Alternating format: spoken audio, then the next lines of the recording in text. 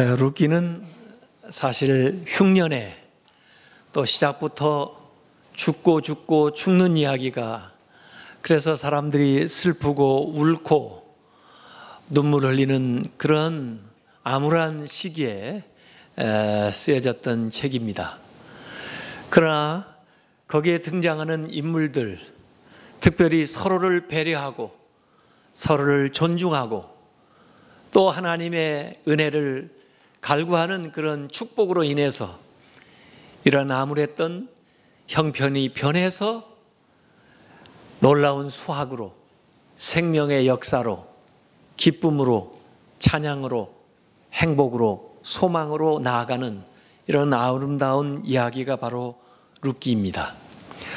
오늘 어려움의 상황 속에서 있는 대한민국, 또 우리의 삶에 이 말씀이 그래서 소중하고, 또 우리가 어떻게 하면은 그런 소망으로 그렇게 복된 곳으로 나아갈 수 있는가에 대한 귀한 교훈들을 주고 있어서 오늘 이 말씀을 여러분들에게 전합니다. 어려운 가운데 있었지만은 서로를 탓하거나 책임을 전가하지 않고 서로 배려하는 모습들이 우선 여기에 나옵니다. 그래서 남편 죽고 아들들이 줄줄이 죽은 그 나오미, 그리고 이방 여인으로서 며느리가 됐던 룻, 이 관계에서도 마치 자기의 친딸처럼 또 자기의 어머니 이상의 그런 서로를 존중하고 배려하는 이야기가 나옵니다. 1장 16절에 보니까 룻이 그 나오미에게 얘기하는 겁니다. 내게 어머니를 떠나며 어머니를 따르지 말고 돌아가라 강권하지 마옵소서. 어머니께서 가시는 곳에 나도 가고 어머니께서 머무시는 곳에서 나도 머물겠나이다. 어머니의 백성이 나의 백성이 되고 어머니의 하나님이 나의 하나님이 되시리니. 남편도 죽었는데 그 시어머니 또 시아버지도 돌아가시고 그 혼자 남은 그 어머니를 끝까지 남아서 섬기겠다고 하는 이 룻의 이 마음, 또 그 룻이 새로운 출발을 하라고 거듭해서 얘기하는 이 나오미, 이 둘 사이의 모습은 서로를 존중하는 그런 모습이 나오는 거죠. 오늘 룻기 2장을 시작하면서 거기에 보아스가 일꾼들이 추수하고 있는 그곳에 당도했을 때 그 보아스와 일꾼들의 모습이 2장 4절에 기록이 되어 있습니다. 보아스가 베들레헴에서부터 와서 베는 자들, 그 일꾼들에게 얘기하는 겁니다. 여호와께서 너희와 함께 하시기를 원하노라, 축복하는 거죠. 그때 그 일하던 사람들은 또 응답합니다. 그들이 대답하되 여호와께서 당신에게 복 주시기를 원하나이다. 고용한 사람과 피고용인의 이 관계가 서로 축복하는 관계예요. 서로 존중하는 관계입니다. 그렇기 때문에 얼마나 일하는 것이 즐겁고 또 일이 잘 됐을까 하는 생각을 우리가 하게 되는 거죠. 또 거기에 마침 이삭을 줍기 위해서, 사실 이삭을 줍는 것은 어찌 보면은 자기가 할 수 있는 가장 미약한 일인데 남의 긍휼을 구하면서 그걸 뭐 하다가 연명해 가는 것이 이삭 줍기죠. 그런데 그 이삭을 줍고 있는 그 룻을 보고 보아스가 하는 말이 나옵니다. 오늘 읽었던 대목입니다. 8절 9절에 내 딸아 들으라. 그 여인을 딸이라고 불러요. 이삭을 주우러 다른 밭으로 가지 말고 여기서 떠나지 말고 나의 소년들, 내 일을 해주는 이 일꾼들과 함께 있으라. 그들이 베는 밭을 보고 그들을 따르라. 내가 소년들에게 명령하여 너를 건드리지 말라 하였느니라. 너를 잘 보호해달라고 그랬으니 목이 마르거든 그릇에 가서 소년들 자기들 마시려고 불러왔던 그 물을 마시라 이거예요. 자기 일꾼도 아닌데 일꾼 이상으로 대우를 해주는 겁니다. 또 식사 시간이 되었을 때 자기 일꾼들을 위해서 마련한 식사지만은 이 보아스가 룻을 부르는 겁니다. 이리로 와서 떡을 먹으며 내 떡 조각을, 와서 떡만 먹어도 미안하고 고마운데 이 초에 찍으라, 반찬까지 같이 먹으라, 그런 거죠. 룻이 곡식 빼는 자 곁에 앉으니 그가 볶은 곡식을 주매. 얻어 먹어도 마음껏 자기가 가져다 먹을 수 있겠어요? 그러니까 보아스가 볶은 곡식을 그에게 갖다가 얹어주면서 주매. 룻이 배불리 먹고, 얻어먹는 사람이 배불리 먹었어요. 그리고 남았더라. 남은 건 나중에 자기 어머니 나오미에게 갖다 주는 대목도 뒤에 나오는데요. 룻이 이삭을 주우려 밥 먹고 일어나 가지고 갈 때 보아스가 자기 소년들 일꾼들에게 이 얘기를 하는 겁니다. 명령하여 이르되 그에게 곡식 단 사이에서 죽게 하고, 곡식 단을 쌓아놓은 그 주위에서 주우면 얼마나 곡식이 더 많이 이삭이 있겠어요? 거기에서 주울 수 있도록 허락을 해주고, 책망하지 말고 왜 이거 가져가느냐고, 이건 추수한 거라고 그러지 말라는 거죠. 또 그를 위하여 곡식 다발에서 조금씩 뽑아버려서, 모르는 사이에 조금씩 곡식 단에서 뽑아서 버려라 이거예요. 주워갈 수 있도록 그에게 죽게 하고 꾸짖지 말라 하니라.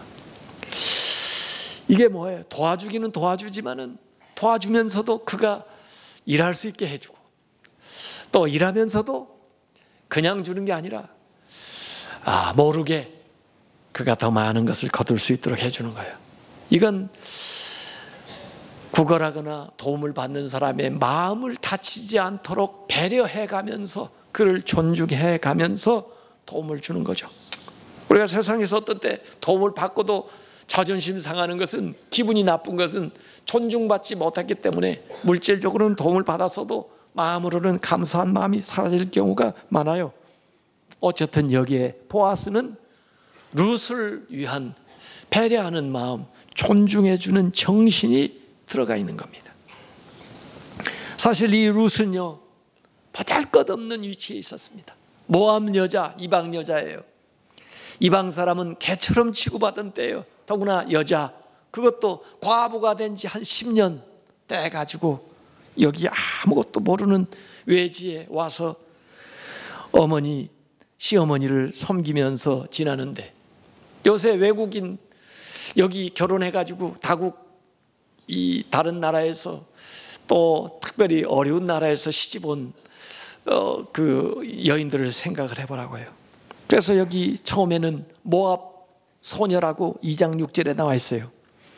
그러다가 2장 10절에는 모압 여인이라고 나와 있고, 2장 13절에는 하녀라고 나와 있어요. 하녀. 그 다음에 3장 9절에는 여종이라고 나와 있어요. 사실 그것 이상의 좋은 말을 써줄 수가 없는 그런 형편에 있는 여인입니다. 그런데 보아스가 그 여인을 이렇게 선대하고 이렇게 존중하고 이렇게 대우해 주니까 이 여인이요, 3장 11절에 보니까 현숙한 여인이 돼요.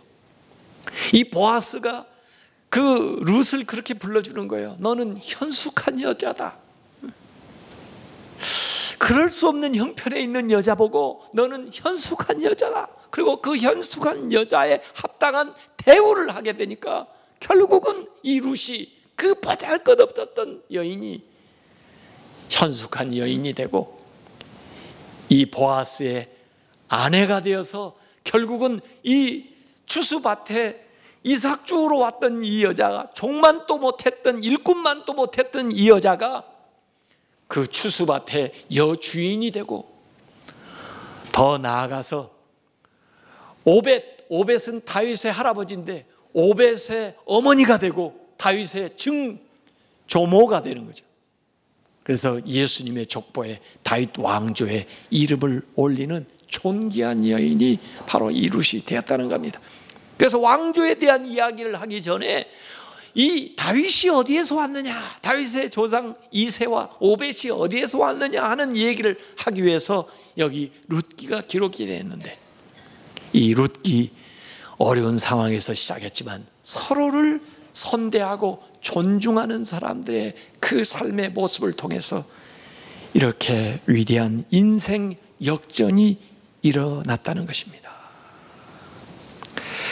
여기 보아스가 룻을 그렇게 존중해 준 이유도 있어요. 오늘 읽었던 2장 11절에 보아스가 얘기하는 겁니다. 네 남편이 죽은 후로 네가 시어머니에게 행한 모든 것과 또 고국, 너의 고국 모압을 떠난 것, 그리고 전에 알지 못했던 유대 이 백성에게로 온 일이 내가 분명히 알려졌다 이거예요. 내가 내 시부모를 얼마나 극진히 존중하고 또 네가 어떻게 여기까지 이렇게 오게 된 것을 내가 들어서 마음에 감동이 됐기 때문에 이 여인을 존중해 주는 거예요. 그러면서 축복해 놓은 거예요. 12절에 여호와께서 네가 행한 일에 보답하시기를 원하며 이스라엘 하나님 여호와께서 그의 날개 아래 보호를 받으러 온 네게 온전한 상 주시기를 원하노라. 축복하는 겁니다. 여러분, 축복이라고 하는 게 뭐냐? 제가 이렇게 오늘 정의를 내렸어요. 축복이라는 것은 하나님의 이름으로 상대방을 높여주는 게 축복이에요. 그래서 우리가 고미사축에 축복합니다 이 말이 굉장히 중요한 게, 세상에서 칭찬하는 거 물론 존중해 주는 거 그것도 중요한데 그 이상으로 하나님의 이름으로 그를 칭찬해 주는 거예요. 그게 축복이에요. 하나님의 이름으로 그를 존중해 주는 거예요. 그게 축복이에요. 그래서 존경하는 거 거기에서 축복으로까지 나아가시기 바랍니다. 그래서 이 룻기에는요 정말 축복하는 얘기가 많이 나와요. 어려울 때는 그 어려운 상황을 바꾸기 위해서는 축복을 해줘야 돼요. 우리가 세월호 참사 이후로 참 어렵습니다, 나라가. 그런데 이 상황에서 우리가 헤어나오는 길은 축복을 해줘야 돼요. 칭찬을 해줘야 돼요. 존중을 해줘야 돼요. 그런데 그런 게 안 보여요. 서로 탓을 하고 비난을 하고 막말을 하고 존중을 해주지 않으니 어떻게 여기서 헤어나오겠습니까? 룻기의 상황은 굉장히 어려운 상황입니다. 흉년과 죽음과 참 인생으로 어쩌면 이렇게 불행한 일이 있을까 하는 그런 상황이에요. 그럼에도 불구하고 그들은 서로 축복하는 겁니다. 여기 보니까 말이에요, 전부 서로 축복을 해주는데, 보아스는 오면서 일꾼들을 축복했죠. 일꾼은 또 보아스를 축복했죠. 룻은 보아스를 축복해 주죠. 또 보아스는 룻을 축복해 주죠. 나오미는 또 그 보아스 친절 베푼 보아스를 축복해 주죠. 또 장로들은 그 보아스가 잘했다고 보아스를 또 축복해 주죠. 또 여인들은 나오미에게 와서 축복을 해주죠. 서로 축복을 해줘요. 서로 축복을 해줘요. 서로 칭찬을 해줘요. 서로 존중을 해줘요. 그러니까 새로운 일, 놀라운 일이 일어나게 되는 것입니다. 그래서 흉년에서 시작했지만은 추수로, 풍성한 추수로 마무리하고, 죽음에서 시작했지만은 생명의 역사가 태어나는 것으로, 울음에서 시작했지만은 웃음의 역사로, 괴로움에서 시작했지만은 기쁨으로, 상실에서 시작했지만은 회복으로, 한탄에서 시작했지만은 찬양으로, 타향에서 시작했지만은 고향으로, 이 놀라운 변화가 일어나는 겁니다. 이 폴리네시아 군도의 그 결혼은요, 그 신랑이 신부될 집에 그 지창금을 가져와서 신부를 데려간답니다. 그런데 진짜 아름답고 훌륭하고 귀한 그런 여자를 신부로 맞이하려면 소 한 마리 가져가서 그 결혼을 허락받아서 데려간대요. 그냥 보통 준수한 정도 되면은 염소 한 마리 가져가서 결혼을 허락받아가지고 신부를 삼아가는 거예요. 좀 인물도 빠지고 여러 가지로 부족하다 싶으면 닭 한 마리 가져가지고 결혼하고자 오니 당신의 아내를, 당신의 딸을 좀 주시오 해가지고 사랑해요. 근데 어떤 집에 딸 부자인데 그 중에 제일 큰 딸이 아버지가 봐도 좀 빠져, 인물도 빠지고 여러 가지로. 그래도 얘가 빨리 결혼을 해야 줄줄이 동생들이 시집을 갈 텐데 말이에요. 누가 데려가려고 나서는 사람이 없어요. 나이는 들어가는데. 그래 아버지가 닭 한 마리는 그만두고 달걀 한 줄이라도 누가 가지고 와서 좀 데려갔으면 좋겠다 생각을 했는데, 어느 다른 지역에서 이 장사차 온 젊은 이 장사 부자가 거기 여러 차례 그 마을 들락거리더니 그 다음에 그 큰딸이 좀 그래도 마음에 들었나 봐요. 근데 이제 결혼 허락을 받기 위해서 오는데 말이에요, 이 사람이 소 8마리를 가지고 온 거예요. 소 8마리를 줄줄이 끌고 와가지고 그 집 앞에 딱 메어놓고는 제가 당신의 딸을 사랑해서 제 아내로 삼고자 하오니 부디 허락해 주시기 바랍니다. 그 아버지가 허락이고 말고 없잖아요. 아이고 잘 됐다고 얼른 결혼시켰습니다. 가지고 얼마간 지내다가 이제 그 남편 따라서 다 지역에 갔는데, 이 여자는 말이에요, 그때부터 자기 마음속에 자긍심이 생기기 시작한 거예요. 왜냐하면 자기는 소 8마리 받은 여자거든요. 이 여자 별명이 뭐이 되냐면 소 8마리 아가씨, 이 별명이 붙은 거예요. 그 동네 사람들이 그 사람을 볼 때마다 너무 부러운 거죠. 여인들이 쟤는 소 8마리 받았대. 우물가에 가도 그런 얘기를 자기 마음속에 나는 내 남편한테 소 8마리를 주고 이렇게 데려올 만큼 존중을 받고 인정을 받는 사람이야. 그러다 보니까 이 사람이 걸음걸이가 달라지고요, 마음 씀씀이가 달라지고요, 다른 사람을 대하는 태도가 달라져요. 한동안 지냈다가 오래간만에 친정에 왔는데 보니까요, 자기 부모도 몰라볼 정도로 진짜 귀부인이 돼서 돌아온 겁니다. 그 딸이.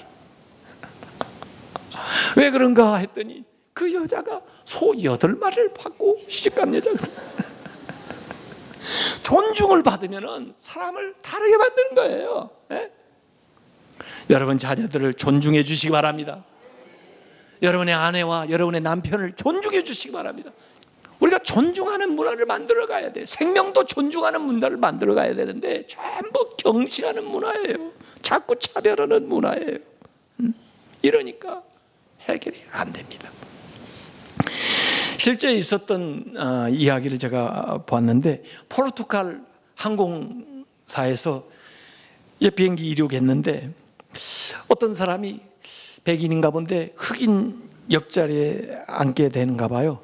좌석 배치가. 그래 가서 보고는 기분 나쁜 거예요. 가지고 스튜어디스 불러가지고 나 자리 좀 바꿔달라. 나 이 흑인하고는 같이 못 앉겠다. 냄새나고 오랜 시간 가야 되는데 나 이거 참을 수가 없다. 스튜어디스가 아무리 찾아도 만석이라 바꿔줄 좌석이 없잖아요. 그런데도 계속 항의를 해요. 비즈니스석도 만석이에요. 그날따라. 자꾸 항의하는데 어떻게 해요? 이 기장한테 가서 이 얘기를 한 거죠. 승객 한 분이 계속 어필을 하는데 이거 어떻게 해야 됩니까? 그래서 아마 기장이 해결책을 냈나 보죠. 그래서 이 사람이 스튜어디스가 와서 이 얘기를 하는 겁니다. 참 오늘따라 만석이라 비즈니스석까지 차가지고 이렇게 바꿔드릴 수가 없네요. 우리 비행기 역사상 이코노미석을 비즈니스석으로 바꿔드린 적은 있어도 한 단계 건너뛰어가지고 퍼스트 클래스로 1등석으로 바꿔드린 적은 없지만 당신이 계속 어필을 하니까 기장께서 1등석으로 바꿔드리라고 했는데, 옆에 앉아 계시는 흑인 손님 일어서십시오. 퍼스트 클래스로 옮겨드리겠습니다.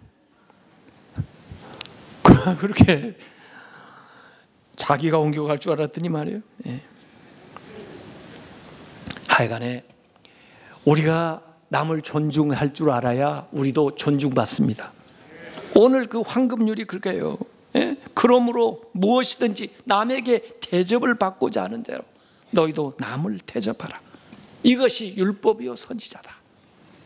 율법이요 선지자라는 것은 성경이에요. 그 당시 이제 이게 신약 성경이니까 구약을 얘기하는 거 아니에요. 구약의 정신이다. 성경의 정신이다.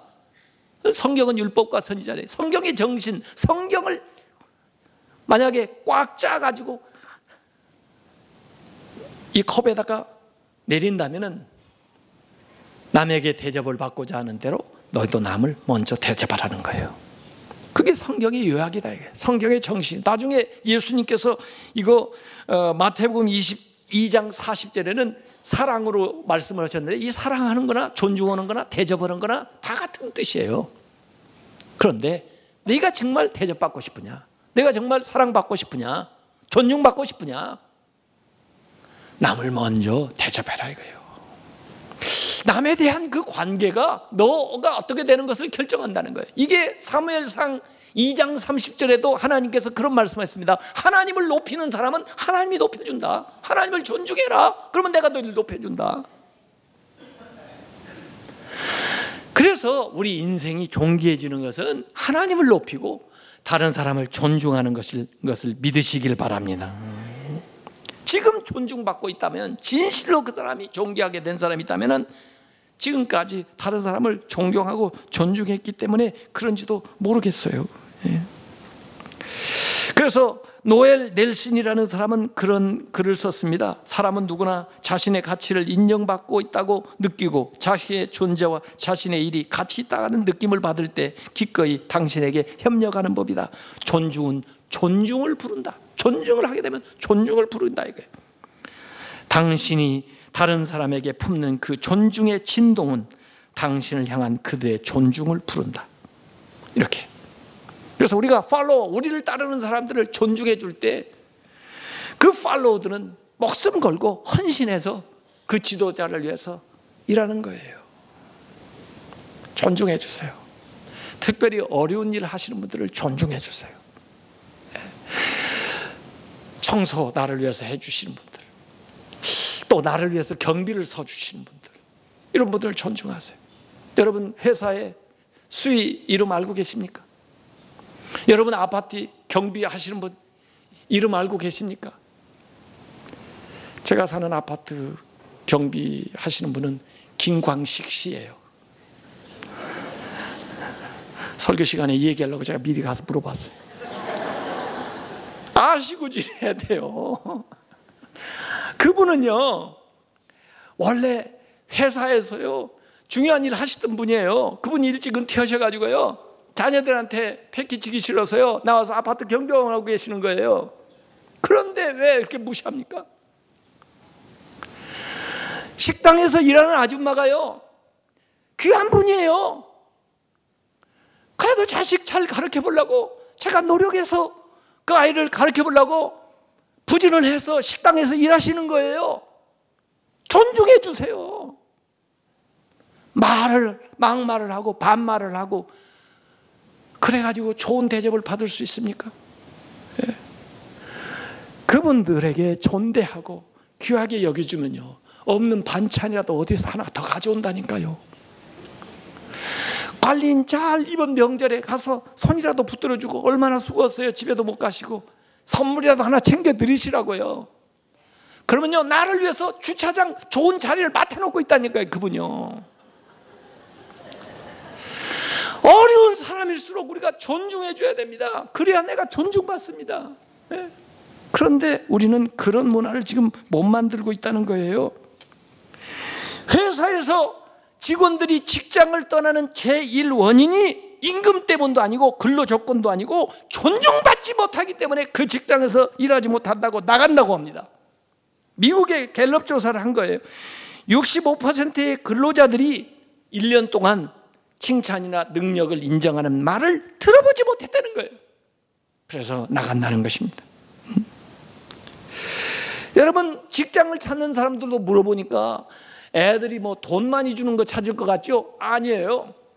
실제로 조사해 보니까 직장 찾는 것 중에 1위가 뭐냐면 자기를 중요하게 생각해 주는, 자기를 존중하는 직장에서 일하고 싶다는 것이 1위예요. 그 다음에 두 번째는 일을 재미있게 일할 수 있는 직장에서 일하겠다는 것이 2위고요. 그 다음에 3위는요 근무 환경이 쾌적한가를 따지고요. 네 번째는 자기 개발을 위해서 회사가 뭘 해주는가를 보고한다는 겁니다. 존중해 줘야 돼요. 같이 일하는 사람들요. 자기를 따르는 사람을 존중해 줘야 됩니다. 그들이 말을 우리는 경청해 드려야 돼요. 또 때로 의견이 좀 다를 수 있어요. 근데 다름의 차이를 인정해 줘야 돼요. 다른 것을 존중해 줘야 돼요. 그래야 더 건설적으로, 더 창의적으로 잘 나갈 수 있지 않겠어요? 하나님은요, 우리를 정말 존귀하게 여기십니다. 천하보다 더 귀한 영혼이라고 그러시잖아요. 아니, 우리 한 사람의 가치를 하나님은 천하보다도 더 귀하게 여기신대요. 아니, 하나님은 나를 구원하시기 위해서 하나님의 아들 예수 그리스도를 이 땅에 보내셔가지고 그분이 십자가에 못 박혀 돌아가시기까지 나를 살아가시죠. 예수님을 대신해서 내가 사는 거예요. 얼마나 내가 존귀한 존재예요. 그래, 찬양해. 당신은 사랑받기 위해서 태어난 사람. 그 사랑 지금 받고 있나요? 그 사랑 알고 있나요? 그랬더니 감사해요. 깨닫지 못했었는데 내가 얼마나 소중한 존재라는 걸. 고맙다는 거예요. 그걸 알게 해주셔서. 우리가 성경을 알면, 하나님을 알면요, 인간이 존귀해집니다. 그때부터 인간은 자기 안에 있는 가능성이 나오는 거예요. 바꿔야 됩니다. 존중하는 문화로 바꿔야 돼. 우리 가정에서부터 나 자신을 존귀하게 여기고, 우리 자녀와 배우자들을 귀하게 여기고, 우리 성도들을 존중하고, 그러고 나가서 앞서서 일하는 사람 존경해드리고, 따라오는 사람들도 귀하게 여기고, 이런 문화가 만들어질 때 이 땅에 생명의 역사, 능력의 역사, 은혜의 역사가 일어날 줄로 믿습니다.